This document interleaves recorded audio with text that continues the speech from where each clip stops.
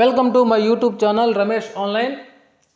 ప్రభుత్వానికి దిమ్మ తిరిగే షాక్ ఇచ్చిన ఏపీ పెన్షనర్లు, డిఏ అరియర్ల ఊసులేని వైనం. అదేంటో ఒకసారి ఈ వీడియోలో చూసేద్దాం. చూసే ముందుగా ఫ్రెండ్స్ ఎవరైనా ఫస్ట్ టైం మన ఛానల్ విజిట్ చేసినట్లయితే తప్పకుండా సబ్స్క్రైబ్ చేసుకోండి. ఇక విషయానికి వచ్చినట్లయితే, వృద్ధులైన పింఛన్దారులను మోసం చేయడానికి ప్రయత్నిస్తున్న ప్రభుత్వాన్ని తిప్పికొట్టాలని ఆంధ్ర పెన్షనర్స్ పార్టీ అధ్యక్షుడు పాలంకి సుబ్బరాయన్ పేర్కొన్నారు.